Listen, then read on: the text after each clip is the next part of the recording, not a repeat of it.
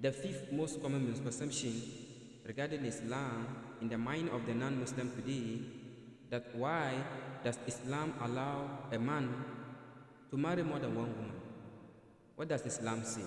Allah subhanahu wa ta'ala says in the Holy Quran, it's mentioned in Surah Nisa chapter number 4, verse 3, that marry woman of your choice in 2s, 3s or 4s, but if you can't do justice, marry only one. Many people think that it is compulsory in Islam to marry more than one woman. It is not compulsory, it is optional, it is mubah. And Allah subhanahu wa ta'ala says, mentioned in Surah Nisa chapter number 4, verse 129, that it is difficult to be just between your wife, but do not turn away from all of them together. So it is not compulsory to marry more than one woman, it is optional.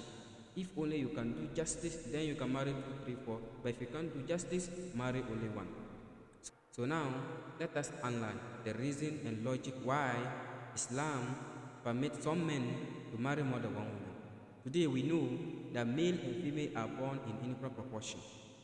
And even in the periodic age itself, if you add any medical doctor, he will tell you that medically, the female sex is the stronger cell as compared to the male sex. So even in the periodic age itself, there are more male dying as compared to the female. The female sex is the stronger cell. You can fight the disease and the germs much better as compared to the male sex. So even in the periodic age itself, there are more male dying as compared to the females. As life goes on, due to accident, due to drug addiction, due to alcoholism, in all these cases, more male are dying as compared to the females. War took place. In these wars, more male are dying as compared to the female. So today, if you analyze the population of the female, they are more than the population of the male. In some third world countries today, we find that the population of the female is less than the population of the male due to some evil practice. If this evil practice stops in these countries, for some few years, you find that the population of the females will be more than the population of the males. Today, if you analyze, the female, they are more than the males.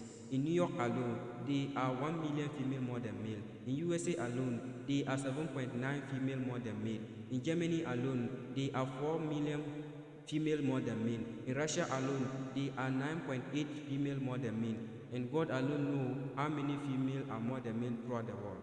So if I agree with the view of the non-Muslims that a man should marry only one woman, and if my sister or your sister happen to live in America, that is USA, and she's among the 7.9 female who has not found life partner, what is the only option she has? The only option she has is either marry a man who already have a wife, or she become a public property. Some people will say public property, such a harsh word.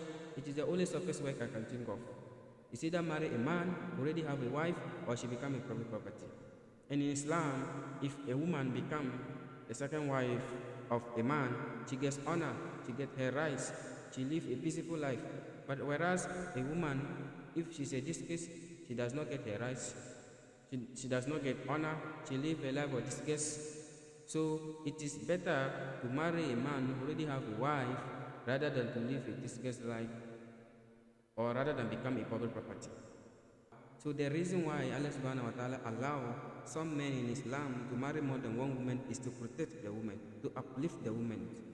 And today, I agree with you that under normal circumstances, no woman would like to share the husband. But the Islamic Sharia says that let's allow a small loss to take place to prevent a big loss.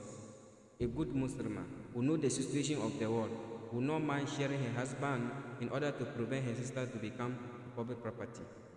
Today, if you ask any modern woman that did she prefer becoming a wife of a man who already have a wife, or she become a public property, all modern women will go for the first one.